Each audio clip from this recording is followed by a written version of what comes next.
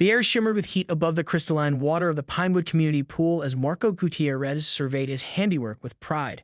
At 52, with salt and pepper hair and laugh lines that deepened when he smiled, Marco had been the maintenance supervisor for the community's recreational facilities for over 15 years. But today it wasn't about cleaning chlorinators or adjusting pH levels. It was about transformation. "Dad, is this seriously the same pool where I learned to swim?"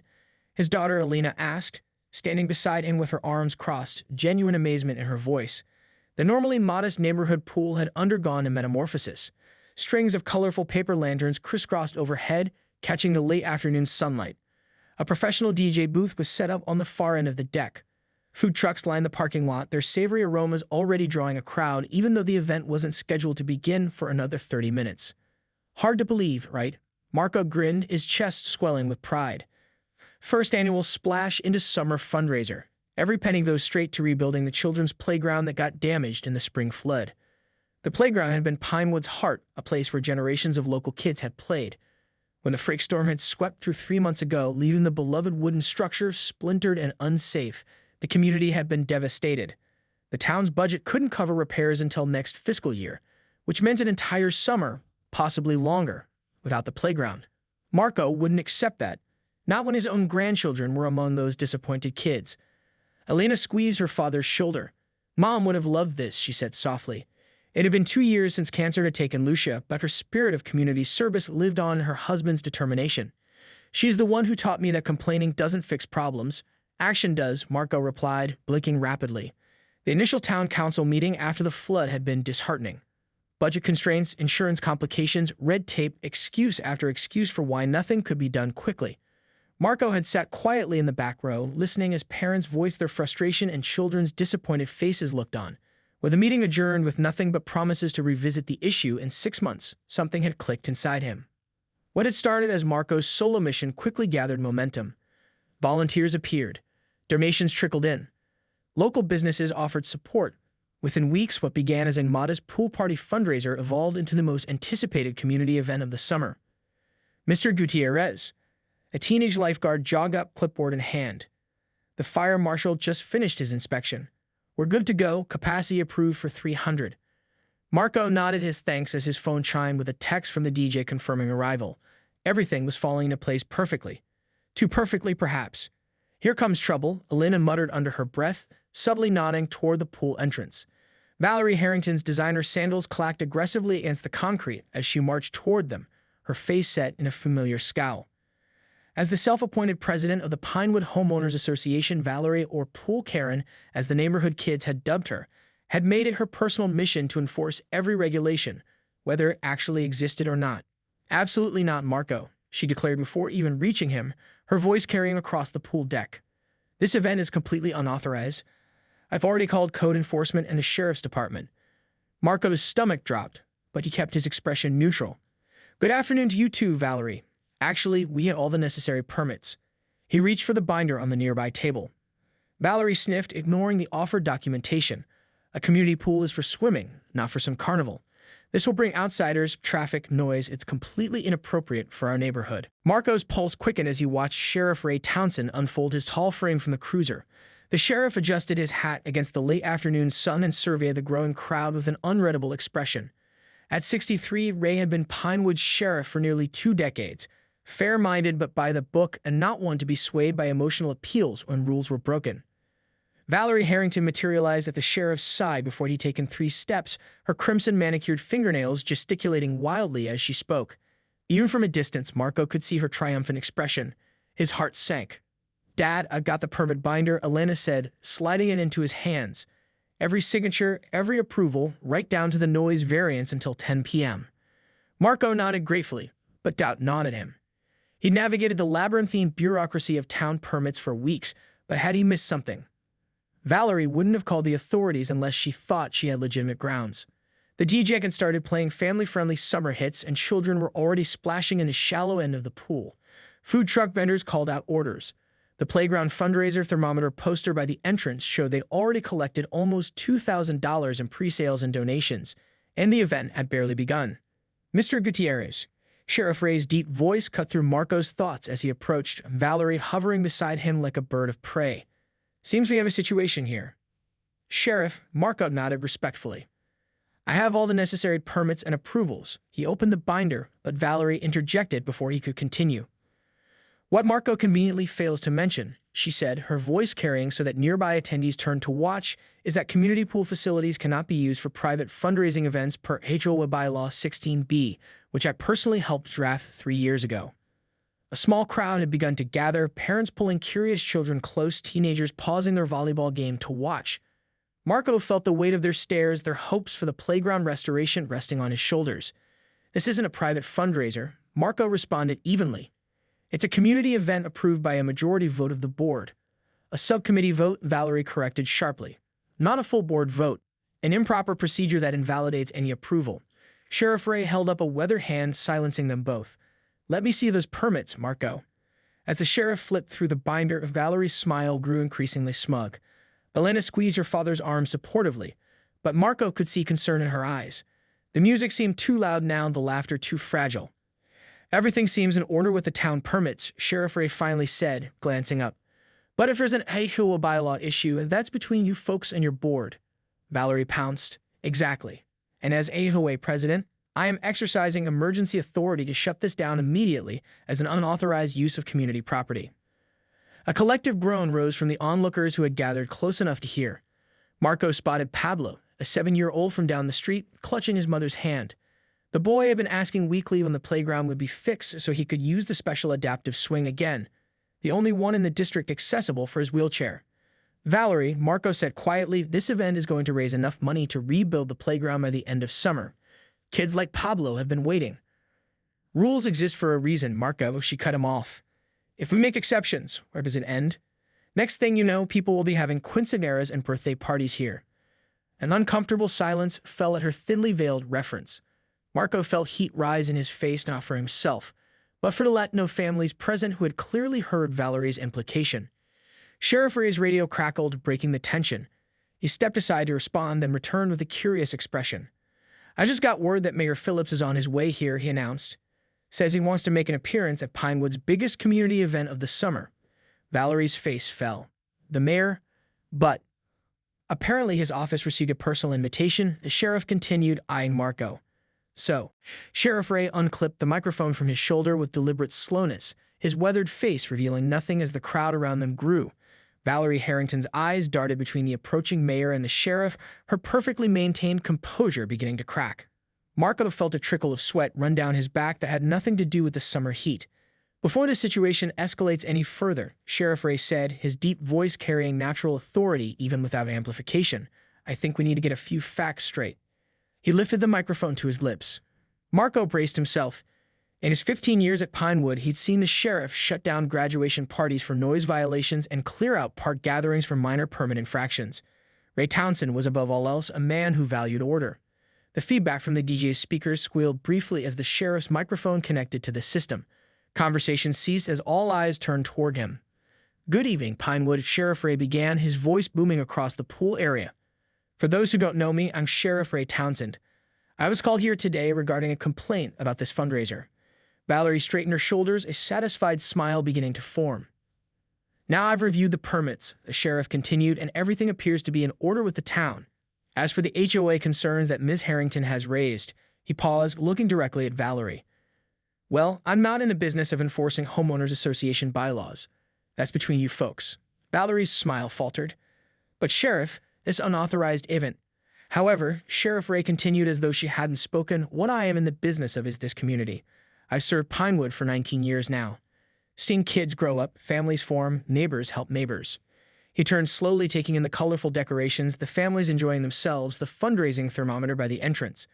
My granddaughter Amy loved that playground something fierce before the flood took it, been asking me every Sunday dinner when it's coming back.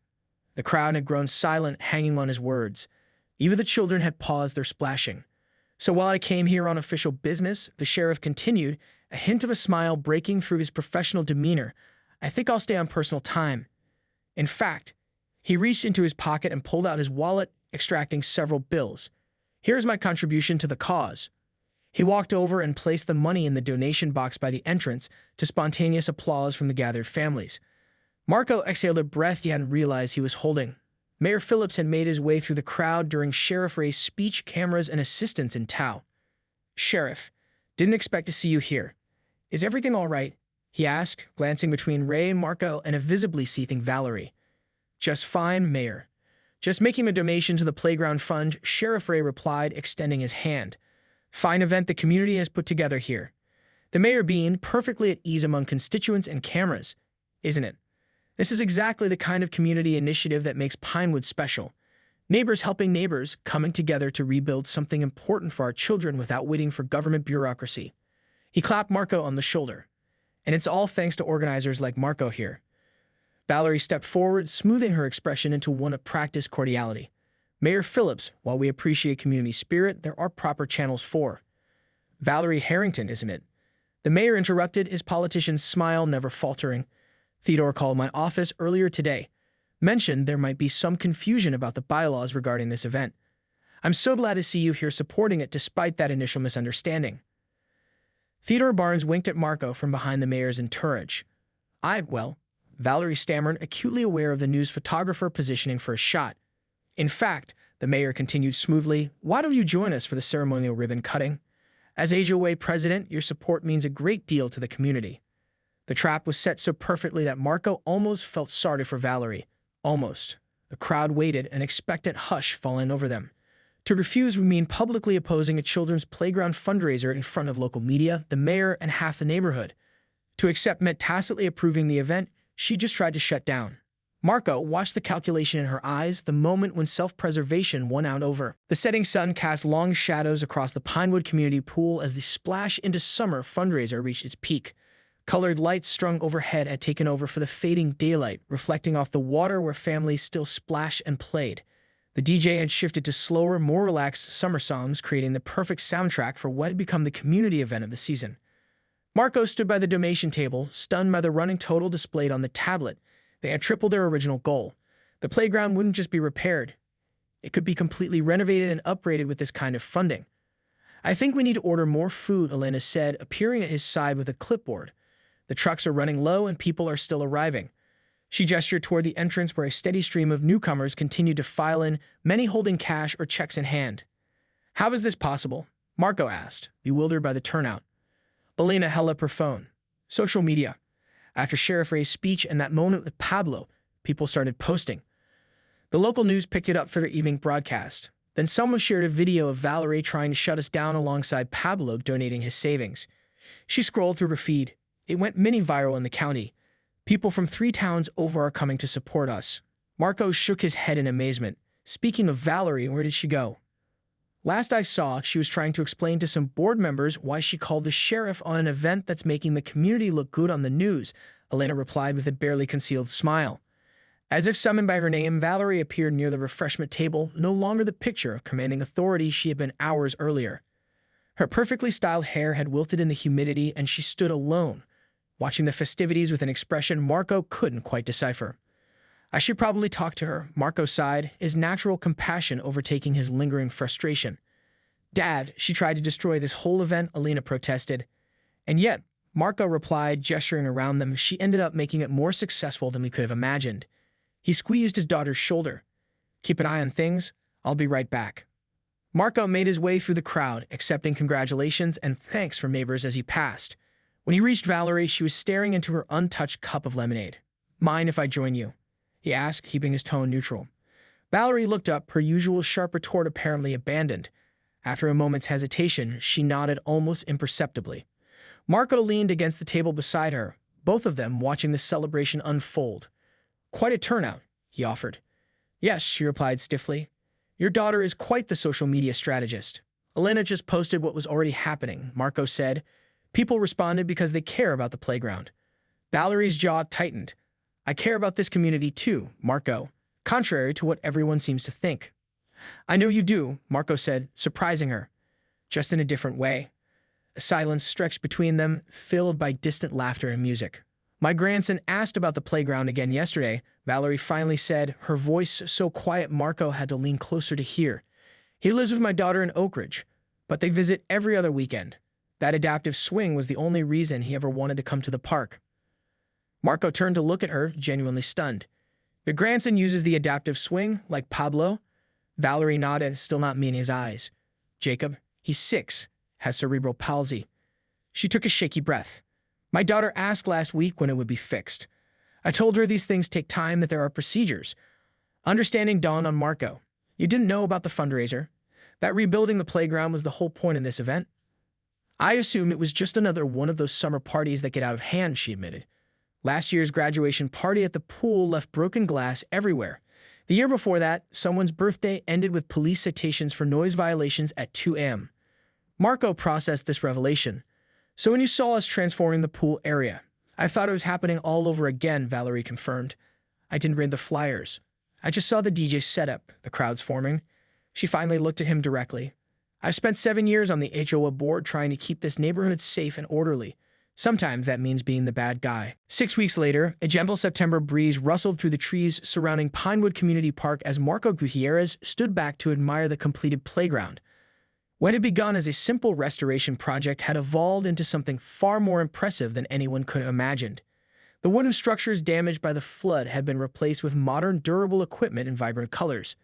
The original footprint had expanded to include a sensory garden, additional adaptive equipment, and a covered seating area for parents and grandparents. And at its heart, not 1 but 3 adaptive swings, the crown jewels of the new inclusive playground. Quite a change from the pile of splinters we had in May, Sheriff Ray remarked, coming to stand beside Marco.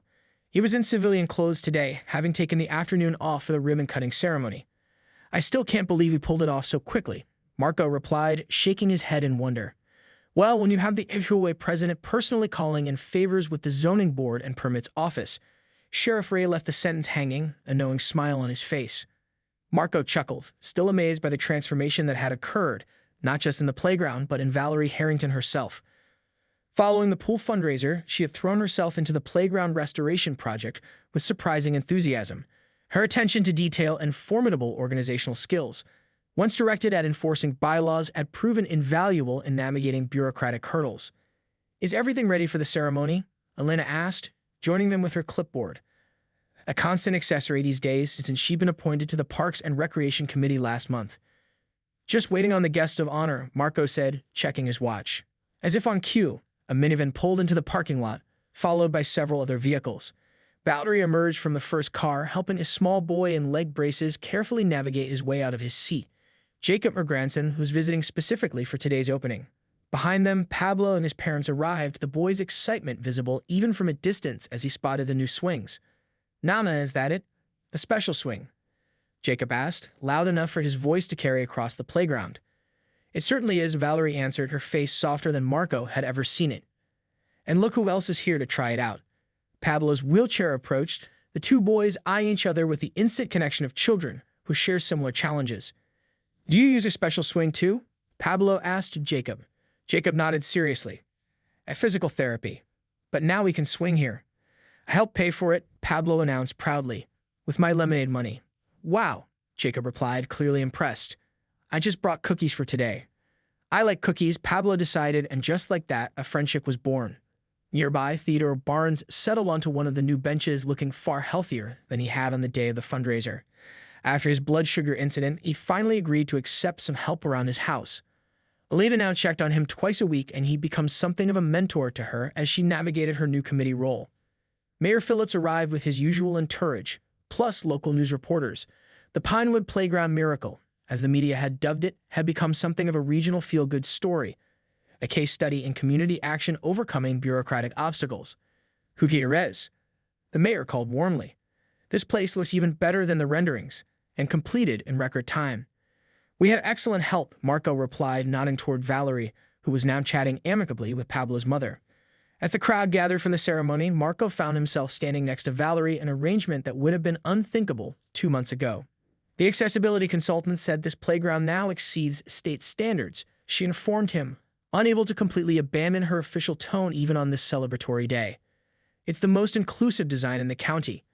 I have you to thank for that, Marco acknowledged. The accessible playground surfacing alone would have been impossible without your connection to the distributor. Valerie brushed off the compliment, but Marco caught the hint of pride in her eyes as she watched Jacob testing the smooth rubber pathways with his walker. Mayor Phillips wants us to co-present the Community Service Award to Sheriff Ray, she said after a moment. for his intervention at the fundraiser. Marco laughed. You mean when he grabbed the mic and completely changed the course of